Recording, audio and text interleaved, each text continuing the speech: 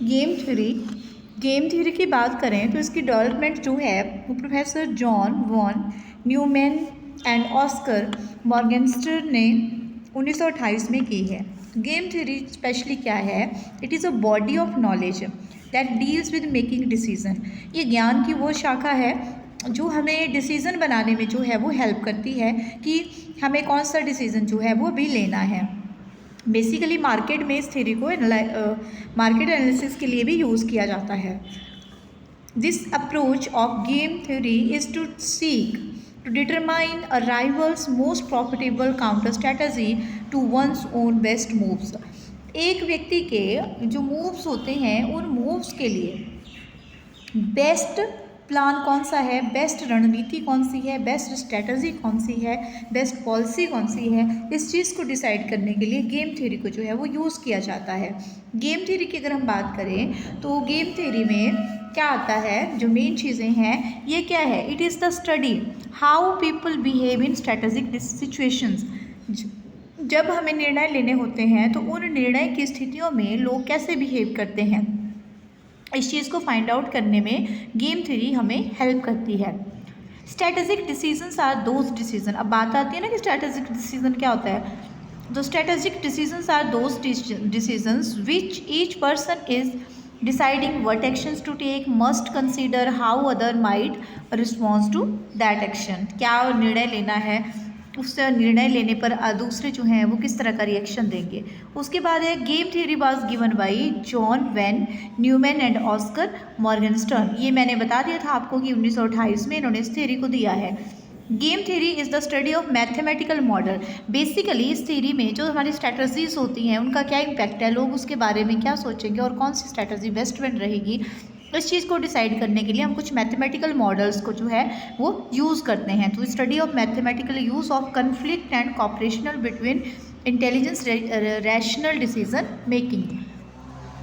Game theory and economics में अगर बात करें तो market supply will increase from 200 से लेकर 210 तक अगर सप्लाई बढ़ रही है and the price has to drop to reach in equilibrium. अब क्या होता है कि therefore it is also effect of profit of other than each firm knows that its profit depends on not only how much produced but also how much the other firms produce। एक form की, बोलना क्या चाह रहे हैं, एक form है ए, ठीक है, उसकी जो सप्लाई है वो 200 से 210 बढ़ रही है।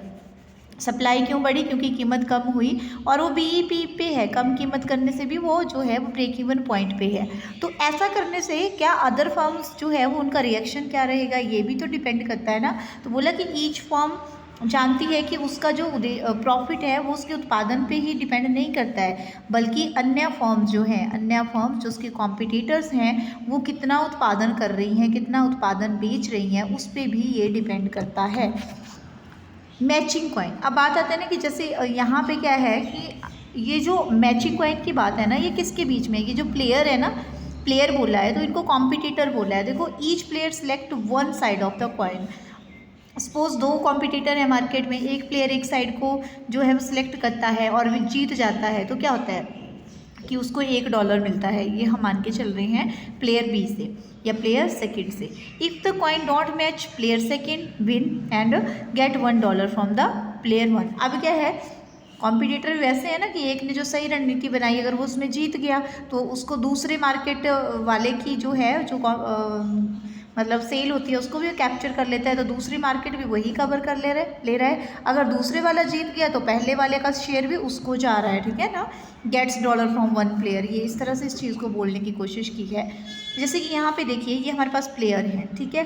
प्लेयर वन जो है इसने बोला कि मैं जो है, इसने हेड लिया, ठीक है, हेड लिया। प्लेयर टू ने जो है वो टेल लिया। अगर प्लेयर वन जीत जाता है, ठीक है, तो क्या है, इसके पास हेड आ जाता है, 1 नंबर पॉइंट आ जाता है और चला किसका जाता है, प्लेयर टू का। अगर प्लेयर टू जीत गया तो इसके पास हेड आ गया और 1 नंबर जो है वो प्लेयर वन का चला गया, ठीक है। अगर ये टेल को मान के चलता है, ये टेल को मान के चला, ठीक है, जीत गया तो क्या हुआ कि हेड आ गया है ना, तो इसका जो है 1 नंबर गया और दूसरे प्लेयर का 1 नंबर आ गया। तो इस तरह से जो है हम इस चीज़ को समझ सकते हैं। अब देखो इसमें जो है एक बोइंग एयरबस गेम जो है वो बताई गई है, एग्जाम्पल है ये। तो Boeing and Airbus have decided whether to invest in the development of a super jumbo for the long distance travel, ठीक है। इन्वेस्टमेंट के बारे में उन्होंने सोचा, if they both develop successfully the new plane, अगर उन्होंने जो है नया प्लेन बनाया दोनों ने, their profit will drop by 50 million in year, उनका प्रॉफिट जो है वो 50 मिलियन से कम हो जाएगा। क्यों? नया प्लेन बनाने की कॉस्ट भी तो आएगी ना। If only one develop the super jumbo, एक ने सुपर जंबो बनाया, it will make 80 millions in year and additional profit, अगर एक ने बनाया ना तो वो जो है वो एडिशनल प्रॉफिट जो है वो अर्न कर लेगा। Where has the profit of the other firm will drop by 30 millions in the year. अब क्या है, क्योंकि एक जो है ना वो अपना प्रॉफिट जो है वो इंक्रीज़ करेगा तो दूसरी फर्म के प्रॉफिट में ऑब्वियसली डिक्रीज आ जाएगी। If no firm develops the plane nothing change, अगर दोनों फर्म जो है अपने में कुछ भी नया डिसीजन नहीं लेती हैं तो कोई चेंज नहीं आएगा। तो देखो ये देखिए, ये एयरबस का बताया हुआ है, एयरबस है, ये बोइंग है। अब ये डिवेल्प करते हैं, ठीक है, डिवेल्प करते हैं, दोनों डिवेल्प करते हैं तो दोनों को जो है खर्चा पड़ेगा और दोनों में कंपटीशन होगा, लॉस होगा। अगर जो है बोइंग जो है डेवलप कर लेता है, ठीक है, तो इसको प्रॉफिट हो जाएगा और इसका प्रॉफिट क्या होगा, इसने बी की मार्केट को कम कर दिया, ठीक है, उसको जो लॉस हुआ उसको उसने, इसको लॉस हो गया ना, इसके कस्टमर ए के पास चले गए है ना, 50 कस्टमर इधर चले गए 30, ठीक है, तो इसका लॉस हो गया। दूसरा है, अगर जो एयरबस है वही डेवलप करता है स्ट्रैटेजी, ठीक है, दोनों अगर जो है डेवलप कर रहे हैं तो दोनों को लॉस है। अगर जो है ये स्ट्रैटेजी डेवलप डू नॉट है ना, अगर दोनों स्ट्रैटेजी डेवलप नहीं कर रहे हैं तो ये चीज़ आती है। अगर जो है, अगर उल्टा ऐसा होता ना कि अगर यही एयरबस ही स्ट्रैटेजी डेवलप कर रहा होता तो इसने जो है बोइंग का जो है प्रॉफिट खा जाना था, ठीक है। अब अगर दोनों स्ट्रैटेजी नहीं बनाते हैं, do not develop the strategy. अब इसमें देखिए ये बोइंग, इसमें क्या है कि एयरबस जो है जब स्ट्रैटेजी बना रहा है ना तो देखो एयरबस को प्रॉफिट हो गया और यहाँ जो है इसके कस्टमर चले गए एयरबस के पास, तो इसको लॉस हो गया, ठीक है। जो इसको रिटर्न आनी थी वो अब जो है एयरबस को चली गई। अगर जो है दोनों ही स्ट्रैटेजी नहीं बनाते हैं तो क्या होता है, कोई इम्पेक्ट नहीं पड़ेगा। उसके बाद गेम्स का सॉल्यूशन अगर हम बात करें तो हमें इसमें क्या करना पड़ता है, to predict what will be the solution क्या होगा, outcome of the game we need some tools, और आउटकम को देखने के लिए जो हमारे पास जो भी सॉल्यूशन होगा उसको जब इम्प्लीमेंट कर देंगे तो उसके रिजल्ट को देखने के लिए डोमिनेटेड एंड डोमिनेट स्ट्रैटेजी होती है, नैश इक्विलिब्रियम होता है, दो चीज़ें हमारे पास आती हैं। जैसे कि अगर हम बात करें ना, जिसमें प्रिजनर्स का एक डायलेमा हम देखते हैं, जिसमें 2 इंडिविजुअल होते हैं, have arrested the position of guns, ठीक है, the police suspect that they have committed 10 bank robberies, if nothing confesses the police they will gelled for 2 years, if only one confesses he will get free and his partner will jail for 40 years। वही बात है ना कि अगर एक ही पकड़ा गया तो एक कोई लॉस होगा ना, अगर दोनों पकड़े गए तो डिवाइड हो गया फिर, है ना। तो यही चीज़ है, दे कन्फेस बोथ, अगर वो दोनों कन्फेस कर लेते हैं तो फिर वो 16 ईयर हो गया, तो ये चीज़ है। अब इसमें मैंने क्लियर कर दिया कि 2 व्यक्ति हैं, ठीक है, एंड अरेस्ट हुए वो गन्स को पोजेस करने के केस में। पुलिस सस्पेक्ट दैट कि उन्होंने जो है वो 10 बैंक्स को जो है वो रॉबरी जो है वो दी थी। इफ़ नो बडी कन्फेस, अगर कोई नहीं मानता है तो पुलिस जो है दोनों को 2-2 साल तक जेल में रखती है, ठीक है।